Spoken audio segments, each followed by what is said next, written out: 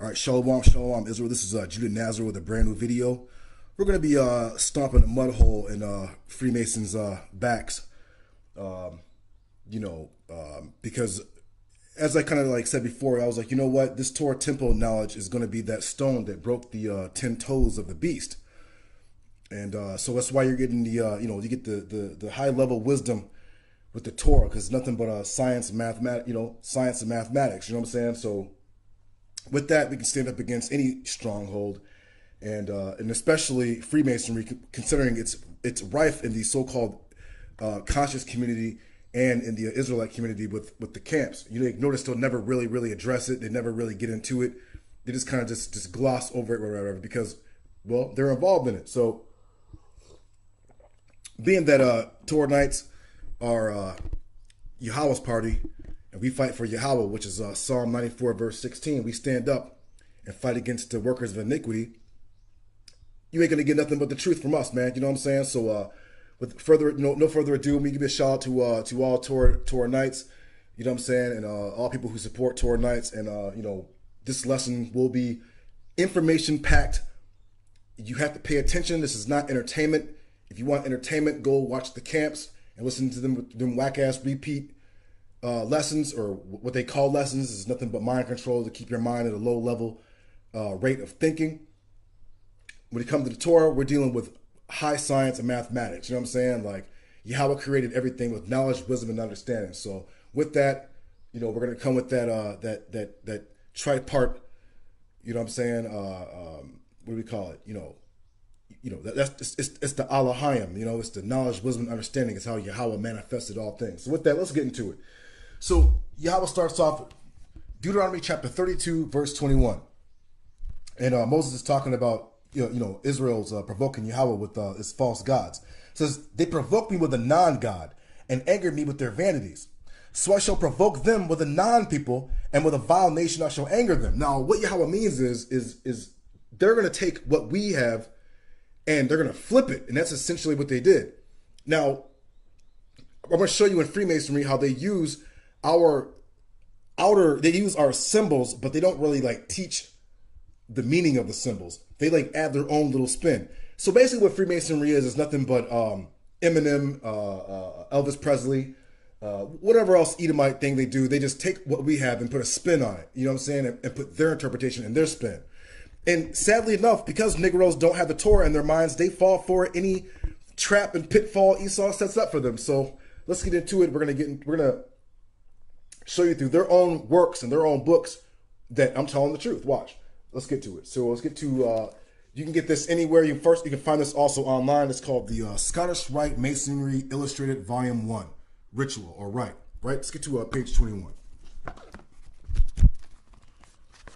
Page 21. We're going to skip through a bunch of stuff because I have a whole bunch of notes here, and you can clearly see this is an hour video, and I don't want to, whatever. So let's get to it. First note, page 21. This is the Scottish Rite, Volume 1. Was it? Meantime, Masonry was changed. In 1717, at the Apple Tree Tavern in London, as is well known, 4 old lodges formed the first Grand Lodge, dropping craft masonry and accepting all who would pay dues or taxes, promised to fit them for heaven, the lodge above, that is to say, to set up a false religion with the despotic constitution of government and salvation by ceremonies, and then they go on about their Jesus, whatever. This horrible compound, now falsely called Masonry, was in operation while the sons of the fugitive James II were exiled pretenders to the English throne, living by Masonry and plotting with the Jesuits in France. All right, let's just stop there, right? So let me get something to mark this real quick. Bear with me 1 second.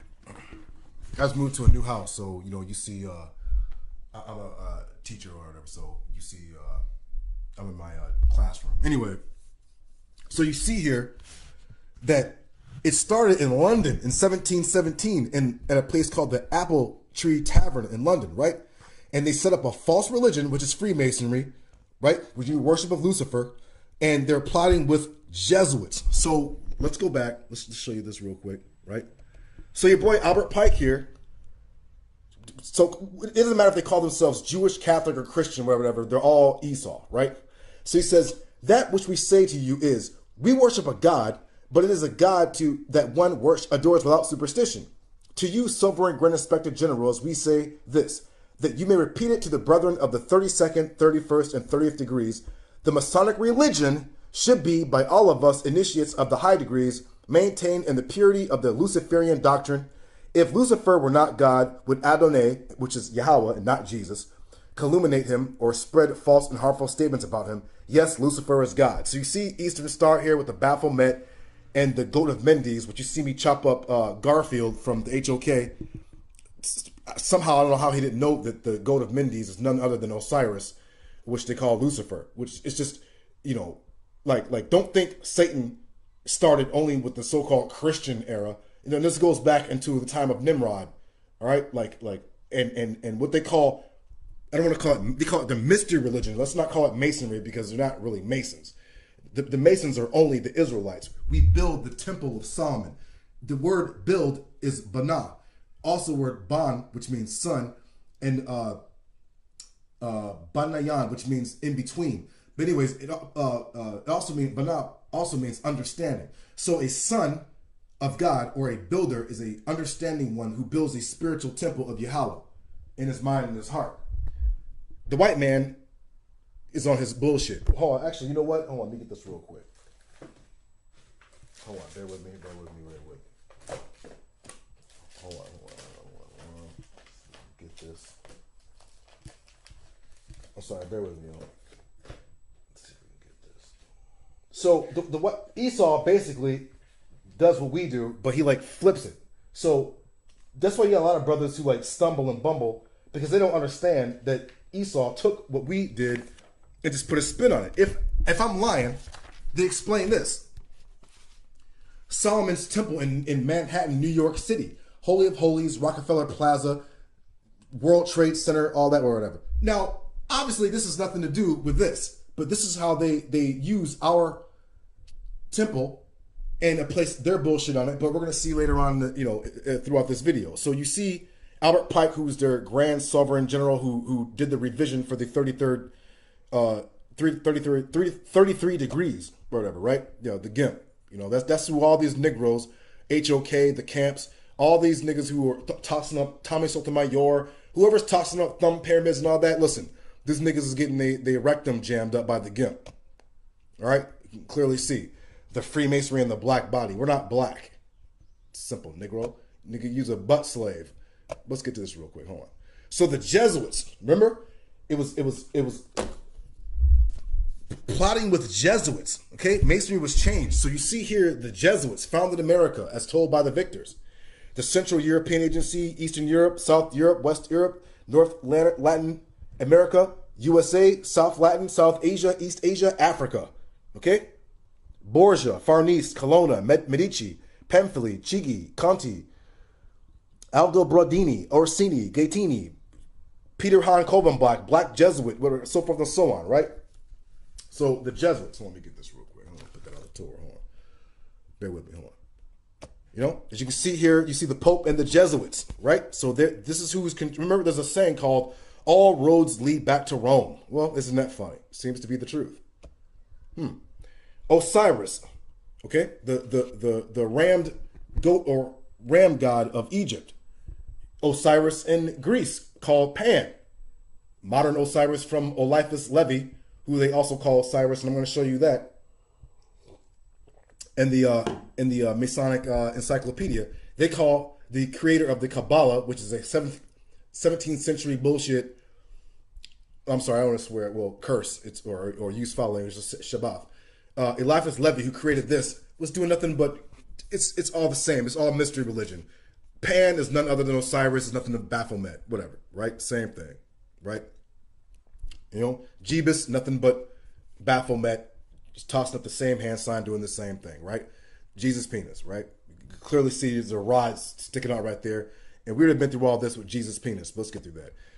As you see here too, you're going to see, bear in mind, you see the so-called rabbi, the fake Jew here tossing up the Bafi too, right? Just like you see the Pope tossing up the Bafi.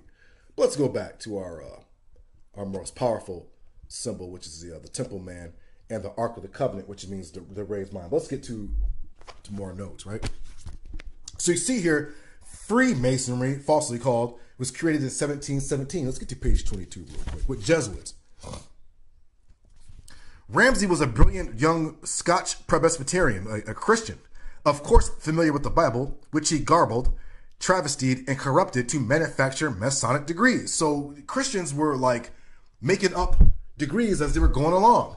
I don't have any. Well, let's use their false degree system so you can see it. They were using. Actually, you know what? Do I have this? Let's put it on him real quick. We'll keep it on Albert Pike. Right? So you see, they were just making up. They're manufacturing or making up Masonic degrees. Let's keep it going. The instruments of the Jesuits framing Masonic degrees and plotting the restoration of the Stuarts. You should look that up and do research on the Stuarts. He became the tutor to the two sons of the first pretender, blah, blah, blah. Hold on. He called his first invented degrees Scotch. That's why they call it the Scottish Rite. I'm sorry, the Scottish Rite. Let's keep it going. The succession of Charles II and recovering his father's throne, his long reign and powerful backing of the French king, the Pope, and his Jesuits exalted their hopes to the highest. Adventurers flocked to them, and for a time Masonry was the rage in France, and Ramsay was its head center. He told the French nobles who despised Masonry derived from stonemasons, mechanics, that this new degrees were brought from Palestine in the time of the Crusades by returned princes, priests, knights, and nobles. So this dude was lying and saying that these degrees, Masonic degrees, came from Palestine from the Crusades, who they were defending Christian relics from Muslims. But it was a lie. She was started in London in 1717. In 1740, its Grand Order, he pronounced a discourse before the Grand Lodge of France, manufacturing history as he went on. And the falsehood was greedily swallowed. And the marvel is, if anything Masonic can be marvelous, that while this mass of fundamental lying is admitted and recorded by Mackey, McCoy, and Folger, and other Masonic authors, they seem to deem falsehoods no disparagement to pure Masonic morality and truth. So Masonry believes that lies and falsehood is the truth. Like, that's why you can't, this is why when you get on the camps and you tell them, and you show them in the scriptures certain things or whatever, they just don't answer you because these niggas are under a spell, right? Or these HOK niggas. This is why, you'll see me attack SETI or young Quasi. If these niggas want to teach the bullshit to our people, they should at least be able to defend their doctrine against other learned men. But oh no, you're not going to get a Mason to do that. Oh no. And the old agent, the gimp got to these niggas. They're not going to say nothing, right? Let's go to 23. Oh, we already did that. Hold on. Right? So they were manufacturing history as they went on. Manufacturing history. They were making up shit. Freemasonry is nothing but a grand lie. All of it is nothing but a lie. Okay? Nothing but. Excuse me. The Chevalier d'Arbonneville in 1754 formed the chapter of Claremont in the Jesuit College, Jesuits again, of that name, with the ritual of perfection of 25 degrees. So remember, Freemasonry started out with 3 degrees when they found, digging under Solomon's temple, found our 3 degrees, and didn't really use our furniture to, whatever. They put their own spin on it. You can find this in a book called The Hierarchy, where they admit this, where Knights Templars were digging under Solomon's temple and found our 3 degrees.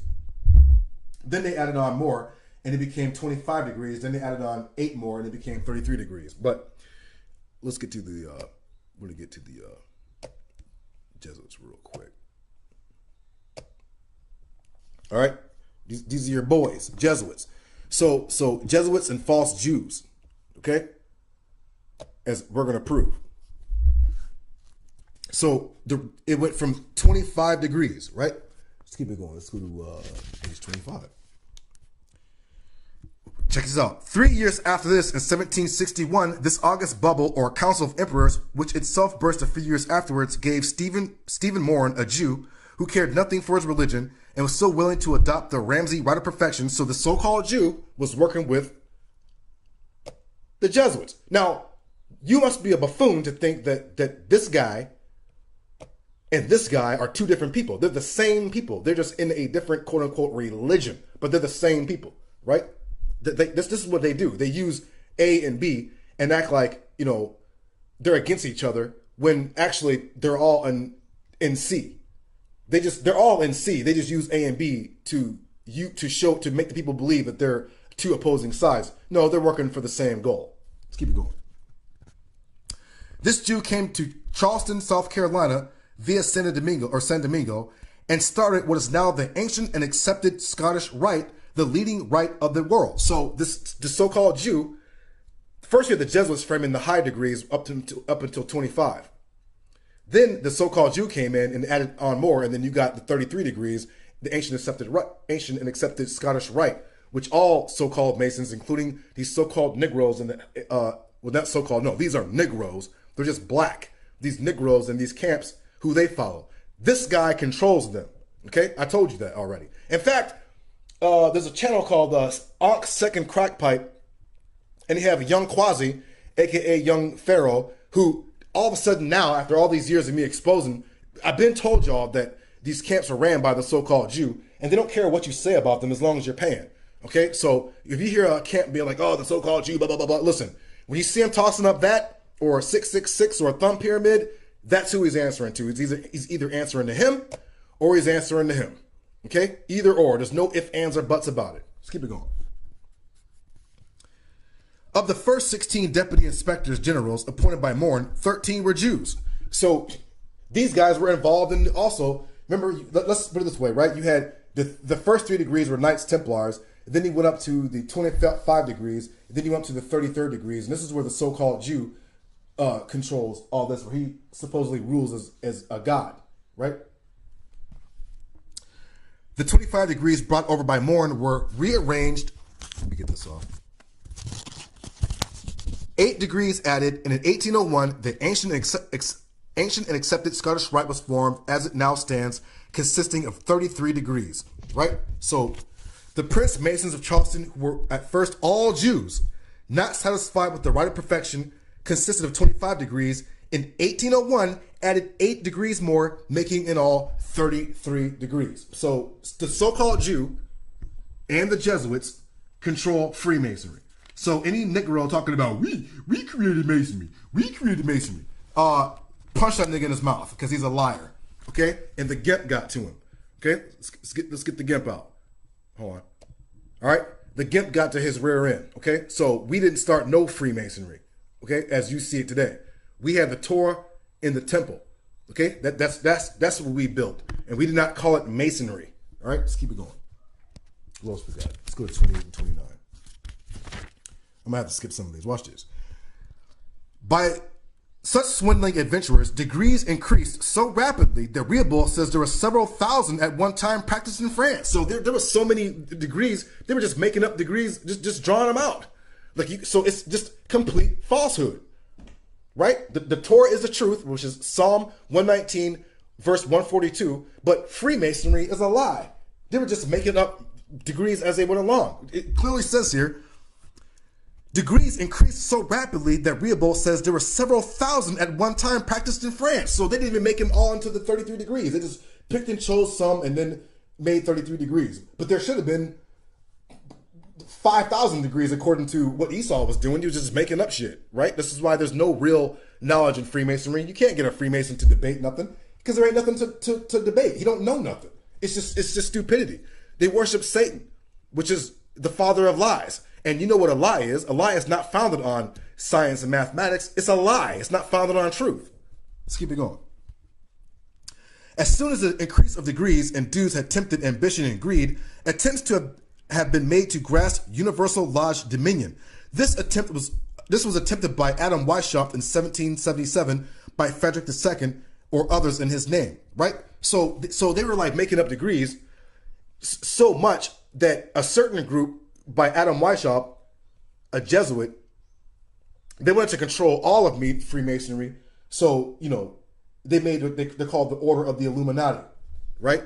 But, you know, there's nothing illuminated by lies. This is all complete bullshit, right?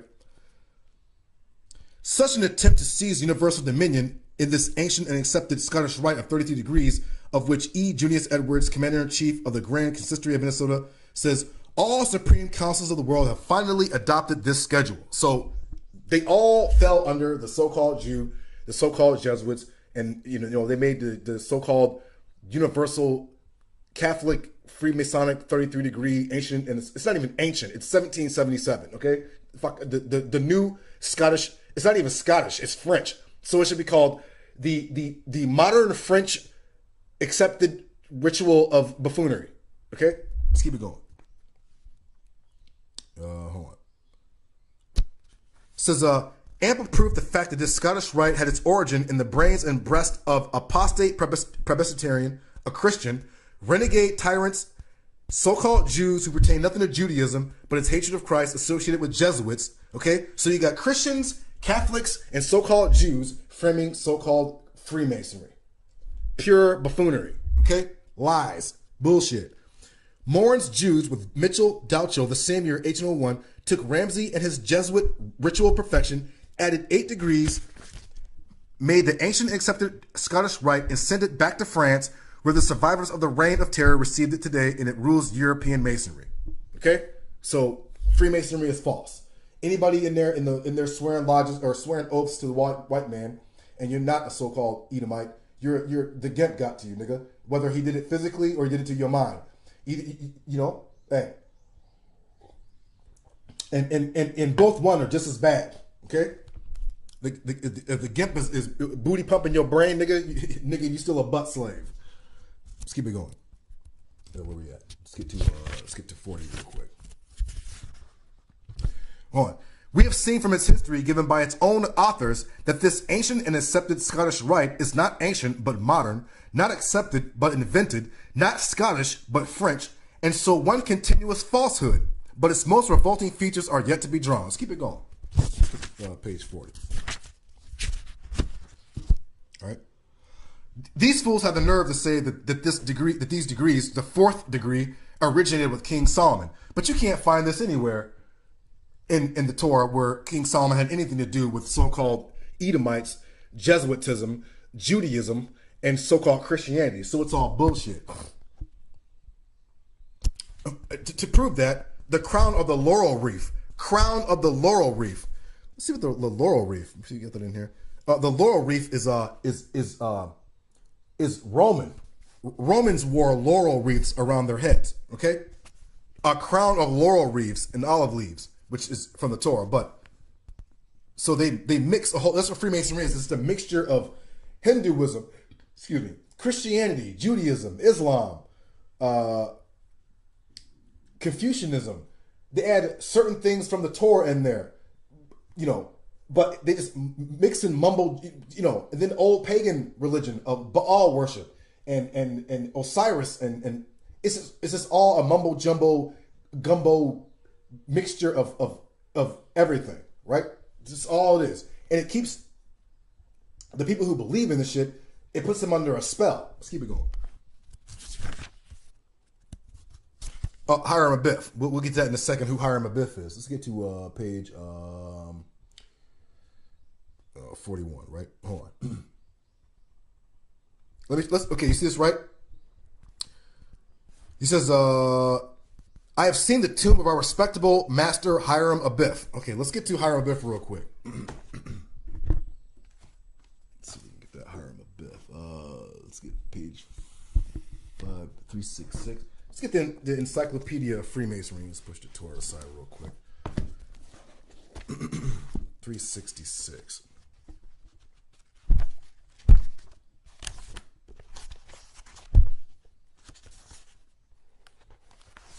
Hold on. 366. Wait. I'm sorry. 366. All right. First off, let's show you that this Hiram Abiff character, the Masonic quote unquote Messiah, is a under layer because Hiram Abiff is really none other than Osiris. Okay, and they're gonna show you. He's none other than Osiris. Oh, where is it? Bear with me 1 second. He's none other than Osiris, and under other names. But they think, or they believe, that Osiris came in persons called a man called Jacques de Molay, who was the Grand Master of the Knights Templar, and a man called Eliphas Levi, who drew up this picture of Baphomet and was a Kabbalist. Let's keep it going. Actually, let's get to, I don't want to stray from where we're at. 366. Hold on. 366.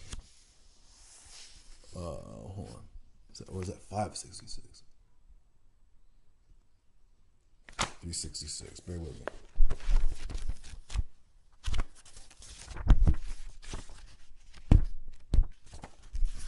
There we are. 366. Hiram Abiff. The legend of the master builder is a great allegory of masonry. It happens that this figurative story is grounded on the fact of a personality mentioned in the scripture, but this historical background is of accident and not the essence. The significance is in the allegory and not in any point of history which may lie behind it. Because if you read in the Torah of this man called Hiram, he is not. Well, hold on. Let's get to 1 Kings real quick. Where we at? 1 Kings 7 verse 13. 1 Kings 7 verse 13. Look. 1 Kings 7 verse 13. King Solomon sent and took Hiram from Tyre. He was a son of a widowed woman from the tribe of Naphtali, and his father had been a Tyrian coppersmith. He was full of wisdom, insight, and knowledge to do all sorts of work with copper. So he came to King Solomon and performed all the work. He designed the 2 pillars of copper, 18 cubits, the height of 1 pillar, and 12 cubits go around the circumference, and likewise the second pillar, right? So basically, Solomon got Hiram Abiff to make the 2 pillars of Yakin and Boaz, which they're made of copper, which signifies profane, right? Because we're dealing with degrees in the Torah, right? Like remember, we had our own mystery system in the Torah. We weren't dealing with the heathen in his BS. But anyway, so Solomon used Hiram of Tyre to build Yakin and Boaz, which I already told you that the sacrifice altar is Israelites placing their soul to Yah, forsaking the world, establishing their mind and strength, and preparing themselves to enter and to learn the Torah. That's what it signifies. So this Hiram only built copper and brass, which is a valueless metal, which means profane, right? But in Freemasonry, they used Hiram as a messiah, a profane messiah. And we're going to show you that they also use him as a code word for Osiris. So the significance is in the allegory and not in any point of history which may lie behind it. So Hiram Abiff is not even real. It's just they just took a Torah personality and then made their own legend like they always do. Like I always said, they always Eminem or Elvis Presley everything up. Hold on. Let's get to, is it, I think 199? Let me see, 199. Watch this. The Dionysian Mysteries, which is, remember, this is the Masonic Encyclopedia. The prototype of Dionysia is to be sought in the myth of Osiris, and apart from questions of priority, its analogy is in the mysteries of Adonis. Okay? Osiris. Dionysius. It is granted that once there is an important root analogy between the death and resurrection of a god. Death and resurrection of a god? You mean like, wait a minute, like Jebus? Jebus Osiris? Why are they doing the same thing? But anyway, it is granted that once there is an important root analogy between the death and resurrection of a god, whether Osiris, Adonis, Dionysius, and the mystery in chief of craft masonry, called Hiram Abiff. Same thing. Hold on, where we at? We at 30 minutes already. Damn, time's flying. I got to skip a whole bunch of notes because, hold on, where we at? Let's get to 199. Sorry, hold on. Let's get this real quick. No, that's not it.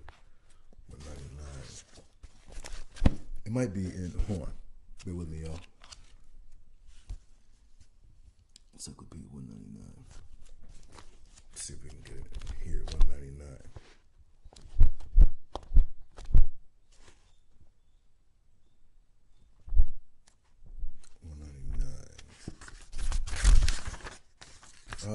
Maybe it's not in this. Hold on.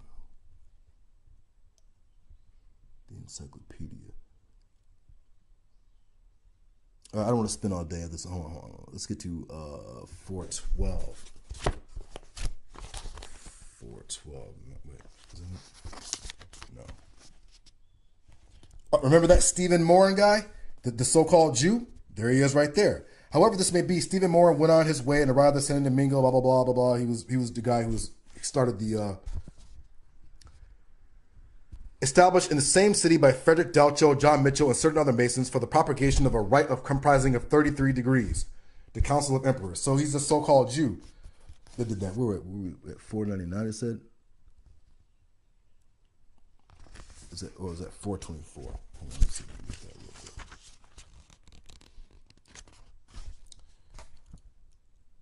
Hold on. 425. When the 33 degrees passed for a period into the hands of the French Grand Orient, it made short work of the ritual as well to all the salient points. The Templar element struck out, and the catechism was lopped like a redundant branch. The mysterious enterprise was transformed into a spiritual combat for God and chivalry, blah, blah, blah, right? So, this is at Knights... Jesuits is pretty much all it is. Hold on. 412.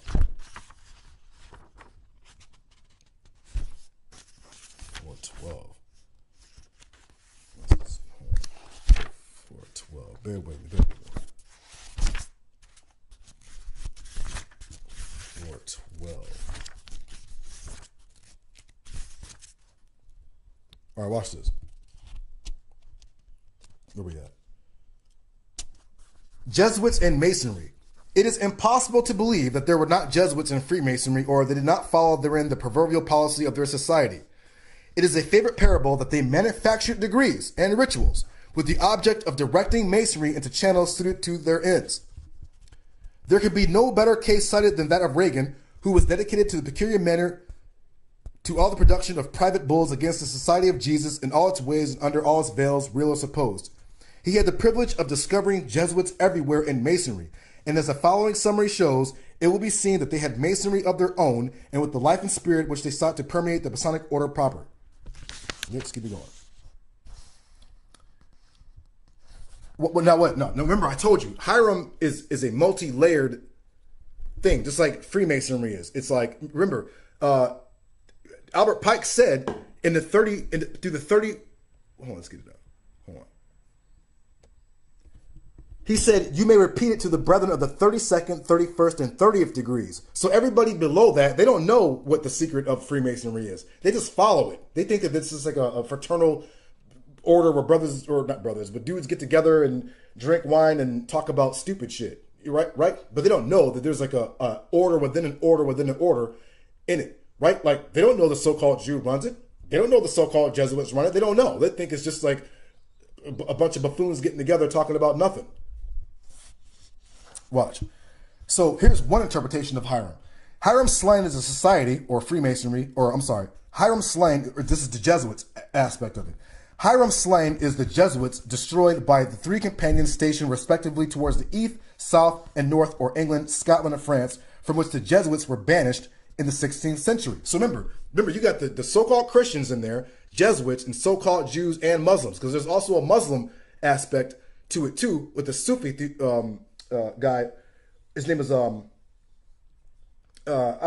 he's called the Keeper of Egyptian Secrets, but he was a Sufi. So you have all these guys all working together in Freemasonry, right? This is why the 32nd degree, they call it Shriner degree, they call it Islam, right? That's why you see Moors and all them with the fezzes on and all that shit. Excuse me, they're all connected. They're all gimped out, right? The gimp got to that booty. Let's keep it going. The unknown superiors found it necessary to invent a new symbolical language for the concealment of their designs. To reconquer Palestine was to change religion in England. So, Freemasons were doing all this to insert the Catholic Church over this, or to put a certain king over this, or to do blah, blah, blah, or they wanted the Jesuits to run all of it, or the so-called Jew did it because he wanted the so-called Jews to run it. They're all fighting for world dominion, right? But they had to do it through Freemasonry, where they all can meet up and whatever, right? Let's keep it going. The intervention, I'm sorry, hold on. The intervention of the Society of Jesus, or Jesuits, in the concerns of Masonry is like that of the Jacobite hand. Hold on. Jesuitism was identified with the whole hierarchy of the Latin Church, not by a particular congregation of priesthood within that great circle. Its emissaries, being everything within Roman ecclesiasticism, were everywhere at all times, according to Frantic hypothesis, right? Jewish wisdom. Wait, we can actually even show you. Wait, look. The so-called Jew wasn't in this. Look. The so-called Jew, Kabbalistic tradition and Freemasonry, right? So the so-called Jew is also involved in, which is where you get, look at Donald Trump, his cabinet is so-called Jews, false Jews, right? This is where you get your Kabbalah, the Sefer HaZohar, right? All that bullshit. They don't even know the Most High's name. They don't even know, that's like their word, their lost word of Masonry. The root matter which followed the legend regards the meaning of the temple, and the search for the lost word is to be found in certain great texts known to scholars under the generic name of Kabbalah. Okay? Right? So you know, they don't know nothing. First off, they say that, let's just skip that. You just so-called Jews in there, we don't have much time. Oh, hold on. I just want to show you something real quick.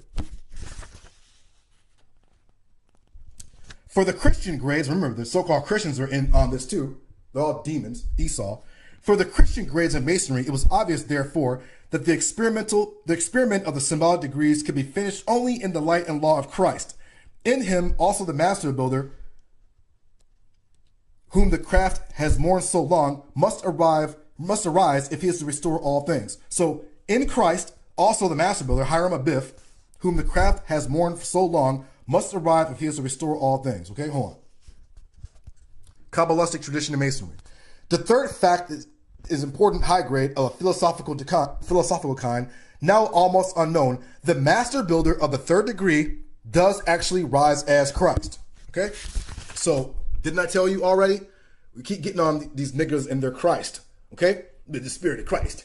Israel united in Baphomet. No, that's not going to happen.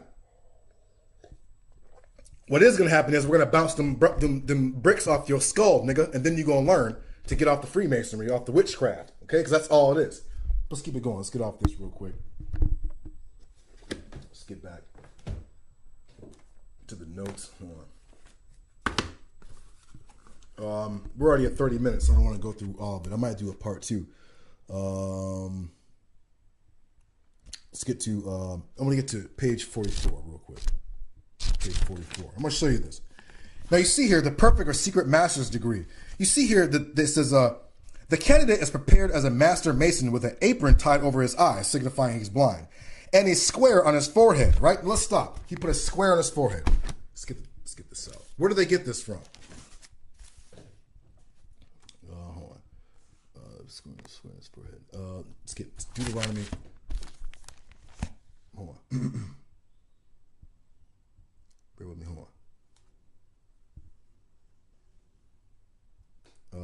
Let me get to Deuteronomy 6, verse 8. Bear with me. Deuteronomy 6, verse 8. This is where they get this from. Sorry, 6, verse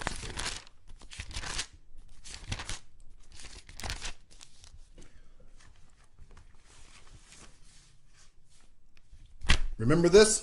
I told you, when you put the Torah in your mind, it's the shield of wisdom, and it's the Torah in the mind, and you got it's a third degree, and the fourth dimension, 3D, 3 dimensions, and the fourth dimension is movement. They call it time, but it's actually movement. This is supposed to be like moving in your mind, spinning, right? That's the fourth dimension. But you see here, there's a box in the forehead. This is from the Torah, right? You see that? There's a box in the forehead, which is the Ark of the Covenant. Let's get that again. Let's get that. Which is the Ark of the Covenant, which is our most powerful symbol. We'll get that in another lesson. Deuteronomy chapter 6, verse 8. Bind them as a sign upon your arm, and let them be an ornament between your eyes, and write them on the doorposts of your house and upon your gates. Remember that? You see here. Hold on. Remember?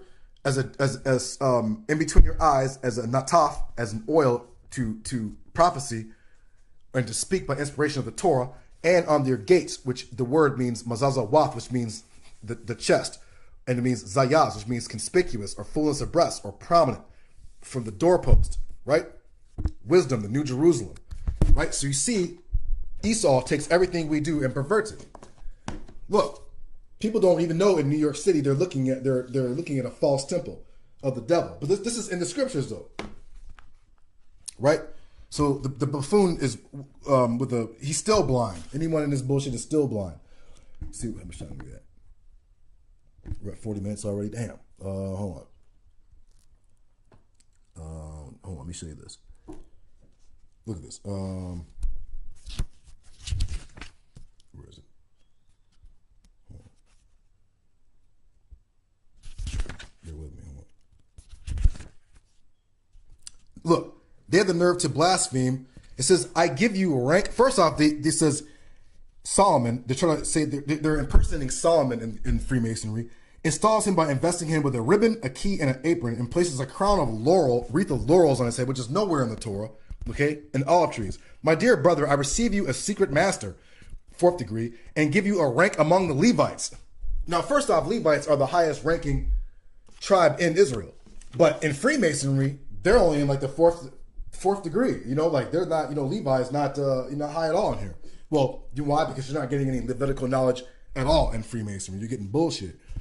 I give you rank among the Levites to be a faithful guardian of the Sanctum Sanctorum, which they mean the Holy of Holies, and placed you among the number 7 to apply the place of our dear master Hiram Abiff. They even placed an urn of dead man in the temple, which that's not supposed to be. And appointed you as one of the conductor of the work. The eye on your apron is there to remind you to be ever watchful over the workmen. Blah, blah, blah. Right? Well, hold on. The laurel wreath. A decoration used in some of the higher degrees of the ancient and accepted rite. The laurel is an emblem of victory and the coron triumphalis of the Romans, which was given to generals who gained a triumph by their conquest, and was made of laurel leaves. The laurel crown of masonry is given to him who has made a conquest over his passions. Mackey's Encyclopedia of Freemasonry, article laurel wreath, all right, or laurel crown, right? So these dudes are total idiots. Let's keep it going. Let's get to this real quick.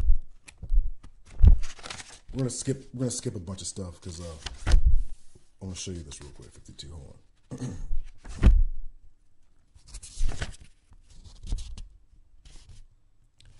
All right. Where is it? Hold on. Oh, it says, first off, look, the sacred word, Adonai. It says, the sacred name, they call it Jehovah, which is wrong. They're talking about the rabbis, whenever the name occurred, to substitute it for the word Adonai in reading it. As to use of the plural form instead of the singular, the rabbins or rabbis say every word indicative of dominion through singular in meaning is made plural. This is called the pluralist excellency, whatever. The Talmudists also say, blah, blah, blah. Who gives a shit what the Talmud's got to say? Anyway, it says, watch this.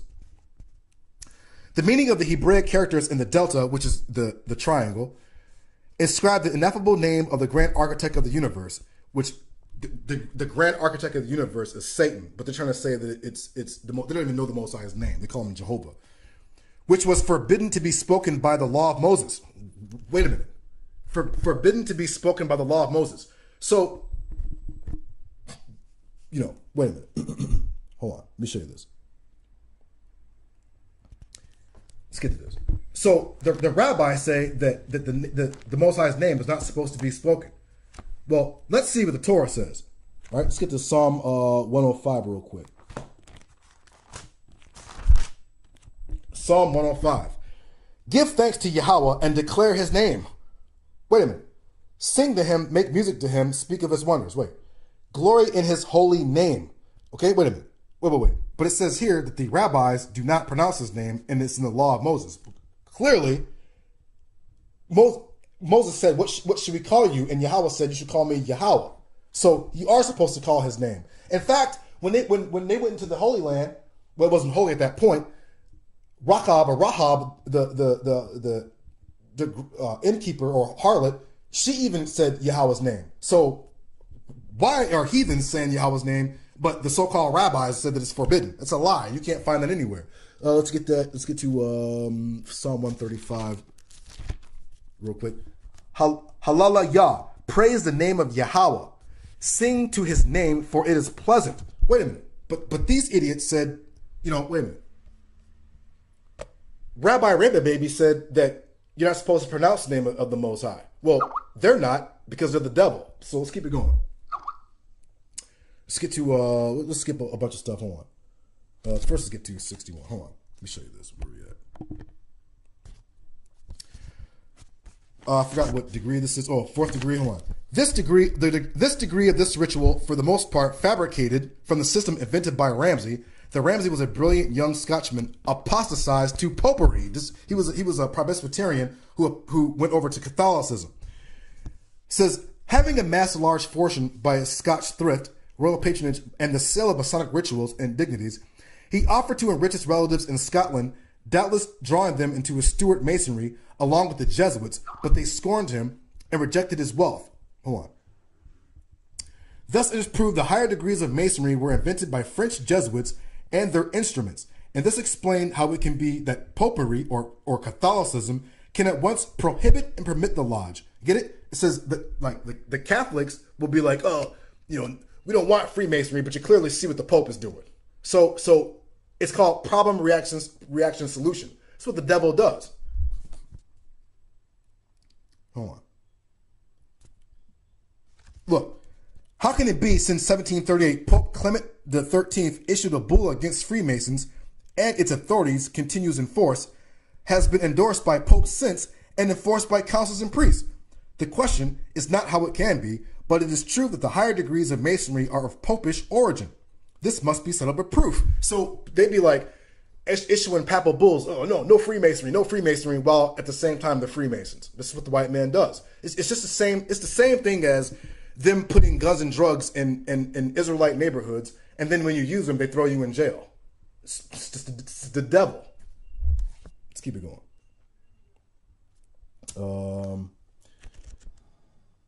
Let's get to 74. Hold on, let me get to this. I'll get to some scriptures real quick. 74 real quick. Hold on. Look. And we have erected a beautiful obelisk to the memory of him whose death was so untimely and cruel. Wait a minute. Hiram Abiff. We build a monument to an obelisk. Obelisks are penises. Dedicated to who? Well, that guy. But I'm sorry. Hold on. Where is it at? An obelisk. Phallic demons. All right, they worship phallic gods. You see here Osiris with a rod sticking out, and Pan's rod is always out, and women were having sex with animals in ancient Egypt. Facts. We already beat up on Garfield with that. And look, they don't even know how to pronounce his name. They call him Jehovah. Idiots. Let's keep it going. Watch this. Let me show you this real quick. Let me show you how idiotic they are. Look. First we got this one here.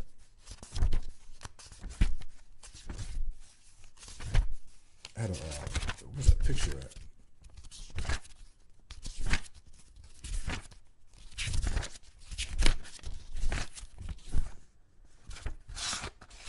All right, they had a picture I wanted to show you.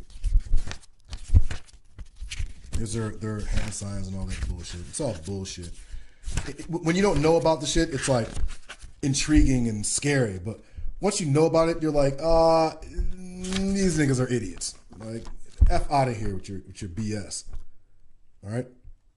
Because it's trash. Hold on. All right. Watch this. You go see them take a shot at the Most High.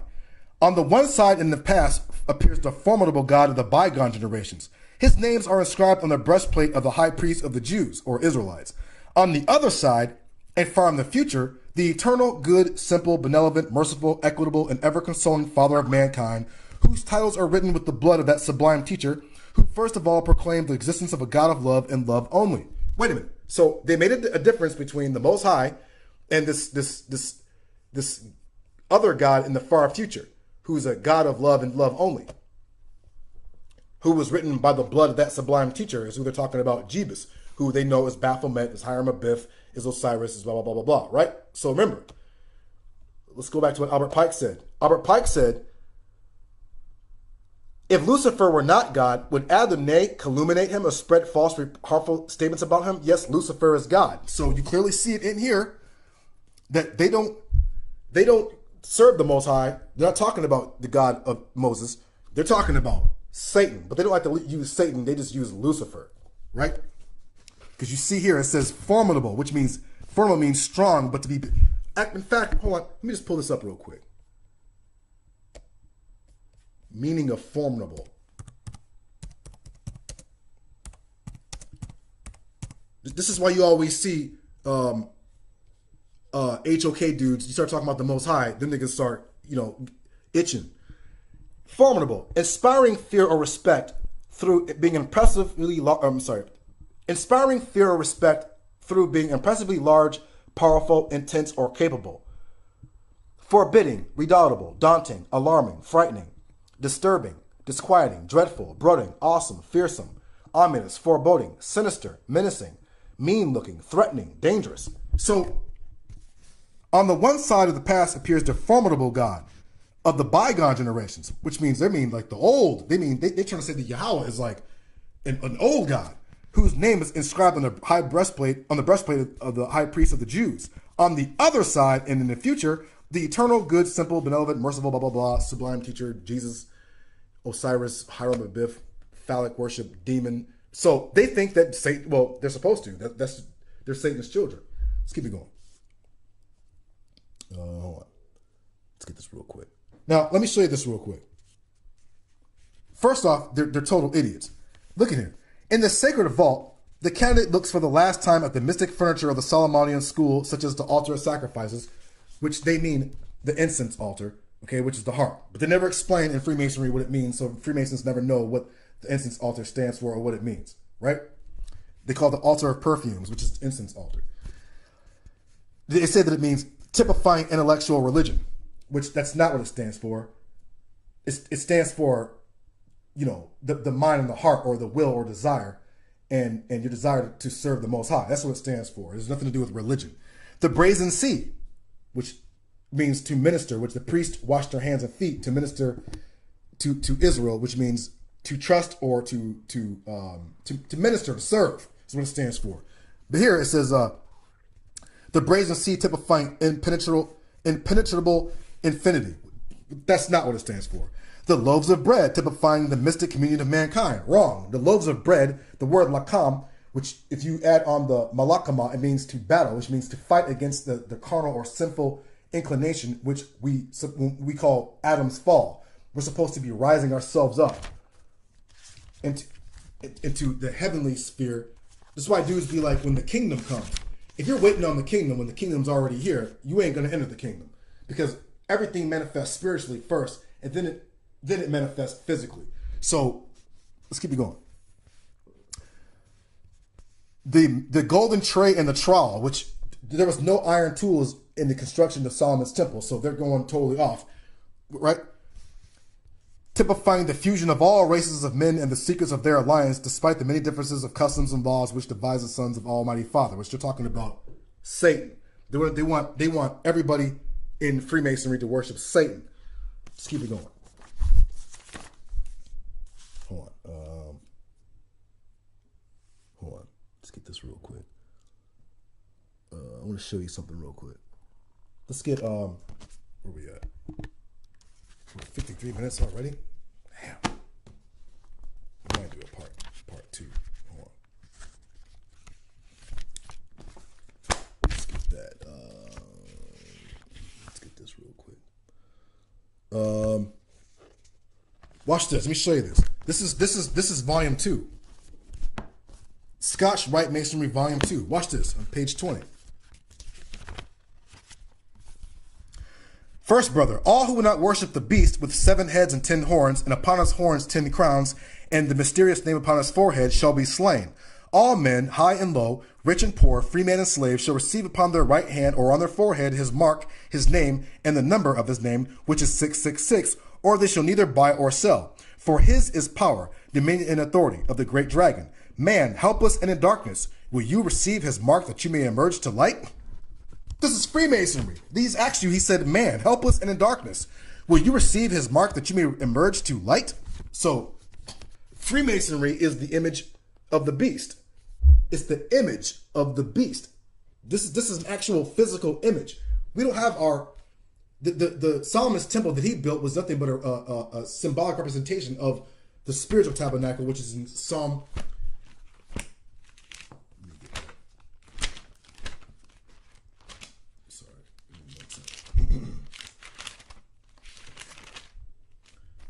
Look, Psalm 19, the heavens declare the glory of God, and the firmament tells of his handiwork. Day after day utters speech, and night following night declares knowledge. There is no speech, and there are no words, their sound is not heard. But their precision goes forth throughout the earth, and their words reach the end of the inhabited world. In their midst he set up a tent for the sun, or a tabernacle for the sun, which is like a groom emerging from his bridal chamber. It rejoices like a powerful warrior to run the course. Its source is the end of the heavens, and its circuit is to the end. Nothing is hidden from its heat. The Torah of Yahweh is perfect, restoring the soul. The testimony, which is the 10 Commandments of Yahweh, is trustworthy, making the simple one wise. Right? So, there are some other shit in this Freemasonry. He said, are you going to accept the mark of the beast? They asked him flat out that. Hold on. And let me show you how idiotic these guys are. They think that you are a priest forever after the order of Melchizedek, who is the angel Michael. Okay? Like, this is just buffoonery. Where else we at? Hold on. Watch this. Let me show you this. Let me show you this. This degree, 84. It's going to be a little over an hour, y'all, so I'm sorry. 22nd degree, Knights of the Royal Acts of the Prince of Libanus, right? So it says the Sidonians, right? Now, if I go to Genesis chapter... Now, listen, they say the Sidonians were descendants of Japheth, okay? Hold on. Where's that? Hold on. Where we at? Sorry if you guys hear my stomach. Oh, where we at? Genesis chapter 10. Prince of Lebanon is Genesis 10 verse 15. They said that they come from Japheth. Let's see if these idiots. Well, remember, these are idiots we're talking about here. Genesis 10 verse 15. The Sidonians. First, Canaan begot Zidon, his firstborn. Canaan, Canaanites. Wait, the Sidonians, the descendants of Japheth. This is what we're dealing with here, folks. Dum-dums. It says, tradition adds the Sidonians formed colleges on Mount Libanus and always adored the grand architect of the universe. Well, that's funny because if you look up the Sidonians, they're called AKA the Phoenicians. And then go look up who the Phoenicians worshipped. Well, let's get to who they worshipped. They worshipped a god called Baal. Nothing, Baal, okay? It's Satan, okay? Same thing. There's no Baal. Osiris, Horus, and they worshipped Isis, which they called Astarte or Ashtaroth. That's who the Zidonians worshipped. Okay, but here they lied and said they serve. Well, their grand architect of the universe, obviously, is Satan. So they're right about that. The Canaanites were worshiping them. But let's get to since we're already at 58 and we got 2 blocks left. Let's get to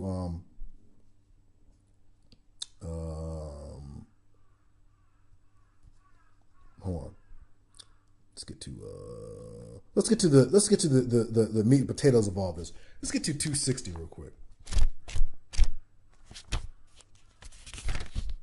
260. So you see here the Mason here is in here with a knife in his hand, and you see a skull with a crown on, a skull with a laurel wreath, and a skull with a I don't know what you call this with a I don't know what you would call this, just with some kind of like hat on, but I think it's a Pope's tiara, I think is what you would call it, I guess. But it stands for, so in the Knights Templar system, remember, it's Christianity, Catholicism, Judaism, and Islam, they all have the same story of this guy who was killed by these three enemies, right? So in the Jesuit thing, it's Pope Clement V. Right, hold on. Let me show you.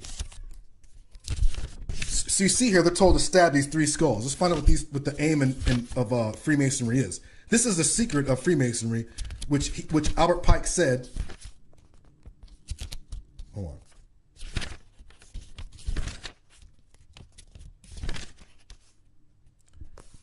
All right, let's get to this real quick. What did Albert Pike say? Albert Pike said, you may repeat it to the 32nd, 31st, and 30th degree, Lucifer is God, so forth and so on, right? Let's keep it going. It says, now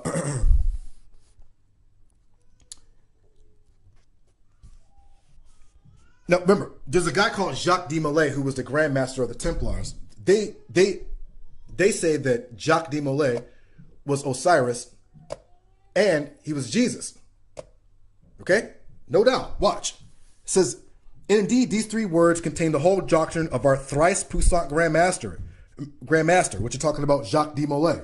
It says, in this, no more in the preceding degrees have we to avenge the death of Hiram Abiff, who's another name for Jacques de Molay, Jesus, Osiris, Lucifer, Satan, blah, blah, blah, whatever. Or even the slaughter of the Knights Templars and the murder of their Grand Master. Then let's go down. It says, would there have been any possibility for the Jewish hierarchies to have murdered our thrice puissant Grand Master, who is Jebus, for the French and Romish hierarchs to slaughter the Knights Templars, and in latter days the Calvinists in France, right? So if you look on here,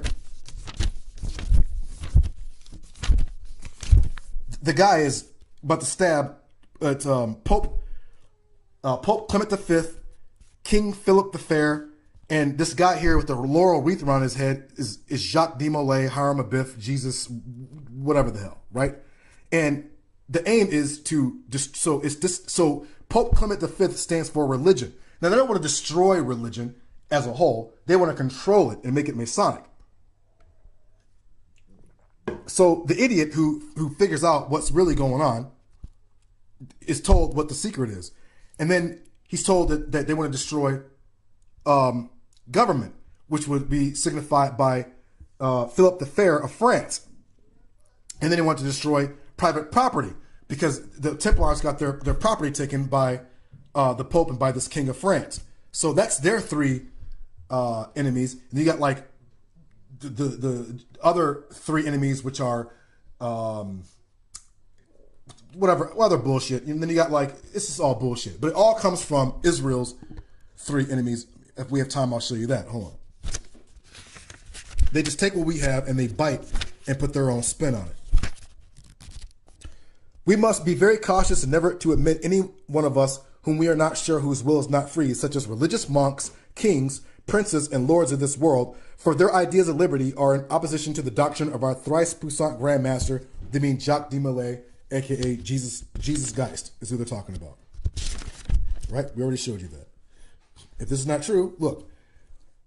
Noble victim whose name is concealed under the S and M of the first three degrees, O you whom we have glorified under the names of J, B, and of M, which is Jacobus Burgundy of Molay. Molay is in France, which is Jacques de Molay, the Grand Master of the Knights Templars. I here invoke the great name of, you are illustrious Grand Master Jacobus Burgundus Molay.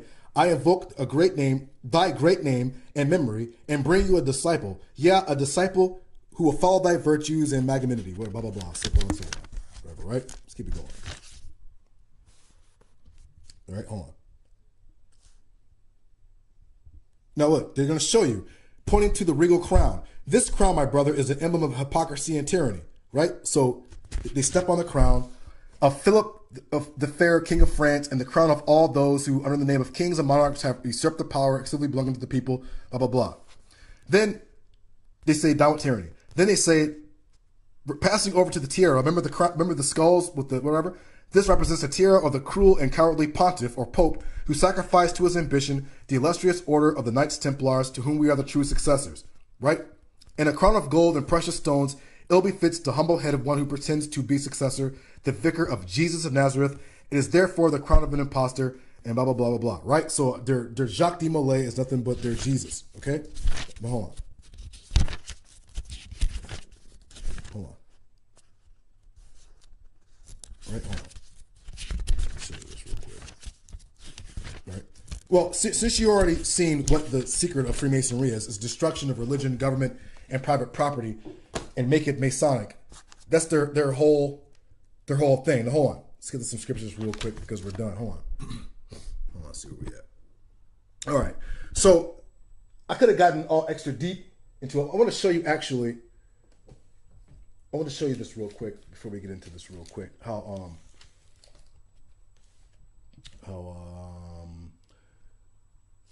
give me 1 second. 1 second, y'all. Hold on. How it's like 169. Well, let me show you this. Remember the Kabbalah? Remember that guy Eliphas Levi? First off, let's look at this. Nimrod. It will astonish most students of Masonry to learn that in the 18th century, the eldest son of Ham, who is heard of in scripture chiefly as a mighty hunter before the Lord, was not only regarded by the erudition of the period as founder of the Babylonian monarchy, but was grand master of all Masons and builder of many cities in Shinar. Okay, let's keep it going. The Babylonians are supposed to advance in geometry and astronomy beyond all other nations, Egypt apparently included. Though Egypt had pyramids and sphinxes, right? Let's keep it going. We ain't worried about all that. F Egypt and Babylon. Watch this. Let's get to, remember Kabbalah. Hold on. Remember the Kabbalah, right? Let's get to so-called Jew. Mysteries of nature and science. There is no question that the myth of Osiris covers the whole story of the mystical life as presented in the funerary ritual as the soul's own story. No question that the myth of Osiris. So the so-called Jew and the Catholic and the Christian and whoever else all worshiping Baphomet, aka Osiris. There is no question that the myth of Osiris covers the whole story of the mystical life and is presented in the funeral ritual as the soul's own story. There is no more eloquent valediction to the departing soul than that which says, "You has gone to the living to Osiris." The promise is life in Osiris. The great doctrine, the great revelation of all the true mysteries is that Osiris lives, but he is known by other names. But the true mysteries is that Osiris lives, but he is known by other names. He is known by other names. Yeah, I guess he is known by other names. Jebus, Mithra, Hiram Abiff. He is known by other names. We also, as Masons, look forward to union of the departed with Osiris, as we believe with Eliphas Levi in the resurrection of Hiram. So we have here that Hiram is Osiris. He's Jesus. He's Jacques de Molay. He's Eliphas Levi, who created the Kabbalah in the 17th century in his book, the Zohar. You know? What more, you know? What, there's nothing more to say, you know? We could just go on and on and on. Like, it's just, you know? Foolishness. Oh, wait. Did you see that? Hold on. Where are you at? The phallic mysteries. The phallic mysteries. Worship of the penis. Jesus' penis. The characteristic symbol of the Dionysian, or Osiris, or Baphomet, or Jesus, was the penis, the phallus, representing the vicinity of nature as a plausible hypothesis suggests. In the purification of candidates by air, they leaped up to clutch a penis, a phallus composed of flowers. Aristophanes and Diodorus are witnesses to the reoccurrence of this emblem. Festivals were orgies of wine and sex. They were of every kind of drunkenness and every aberration of sex, and one leading to the other. Overall reigned the phallus, or penis, which in its symbolism represents post-ejaculation, the death state of Bacchus, the god of pleasure, or homosexual orgies and wine, and his resurrection when it was erect. Of such was the sorrow and such blah, blah, blah, right? So in other words, Jesus, Bacchus, Hiram Abiff, Osiris, all of them represent the penis, who died, which means like he ejaculated. And then he resurrected, which means what? He became erect again. That's the secret of Freemasonry. You are being swamped by phallic-loving, demon, gimp. Look, the goat of Mendes. Remember the woman in Herodotus was told that she was having sex with the goat of Mendes in Egypt? Notice that these niggas are always, that you have these HOK niggas with their pyramids and shit, all that.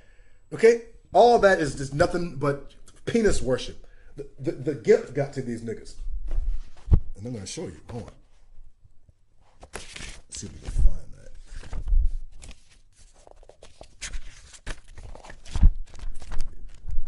Which one is this? One. We need two. Hold on. We're at hour and 10 already. Damn, time's flying.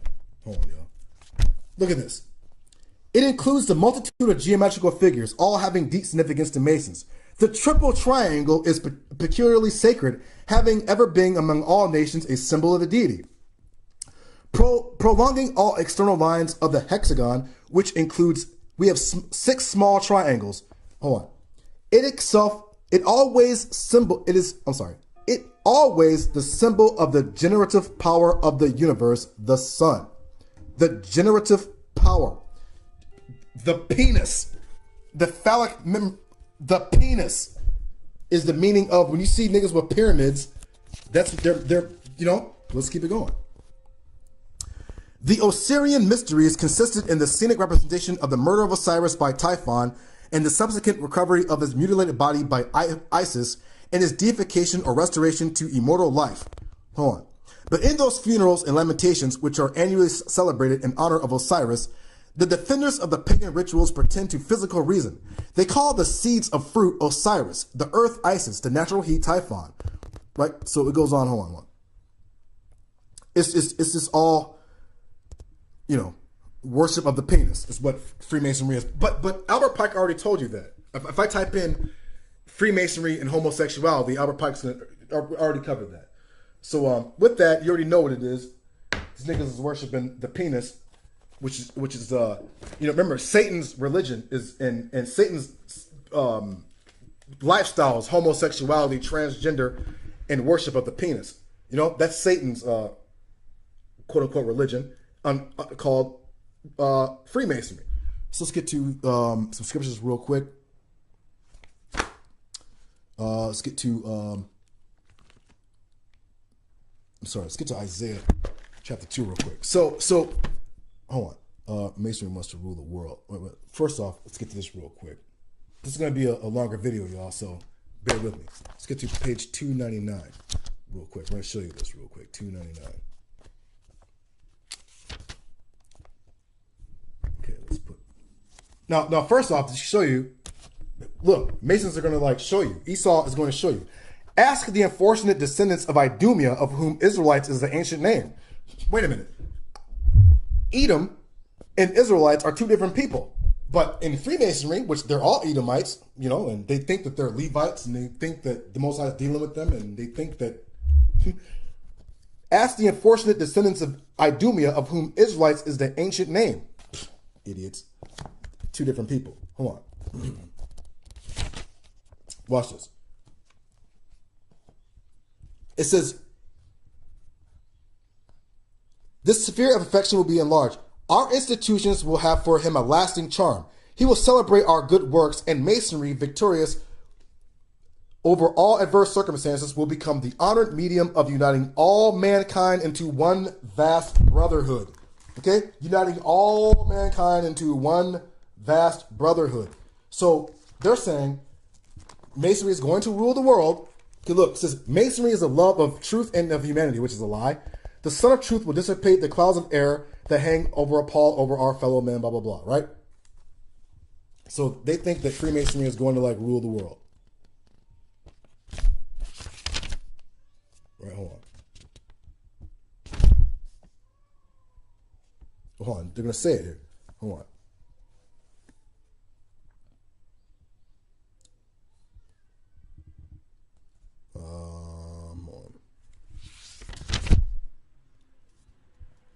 Of course, they won't discuss the origins of Freemasonry because you already know. But look, they lie and say, When the Spirit of God moved upon the face of the waters, when the great Jehovah moved upon the face of the waters, ordained the creation of the world, when the first rose to greet with its beams, and let there be light, the lips of deity breathed masonry into existence. So this saying that the Most High created Freemasonry, which we know that's a lie. It was created in London in 1717. All right, we're almost done. Let's get to, so they think Freemasonry is going to rule the world. Let's get to some scriptures real quick and we'll close it out. Isaiah chapter 2, verse 2. It will happen in the end of days. The mountain of the temple of Yahweh, the mountain of the temple of Yahweh will be firmly established as the head of mountains, and it will be exalted above the hills, and all the nations will stream to it. Many people will go and come and say, let us go to the mountain of Yahweh, to the temple of the God of Jacob, and he will teach us his ways, and we will walk in his paths. For from Zion will the Torah come forth, and the word of Yahweh from Jerusalem. So obviously, the Most High has a different plan than what the Masons have planned. It seems like, he's going to be done away with, and he's going to, well, they're the same person. They're going to be done away with. Okay, let's keep it going.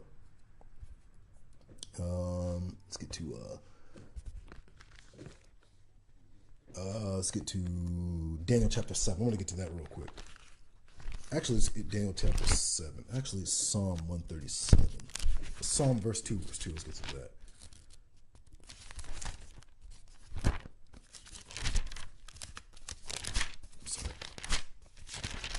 Psalm 2, verse 2. Why do the nations gather and regimes talk in vain?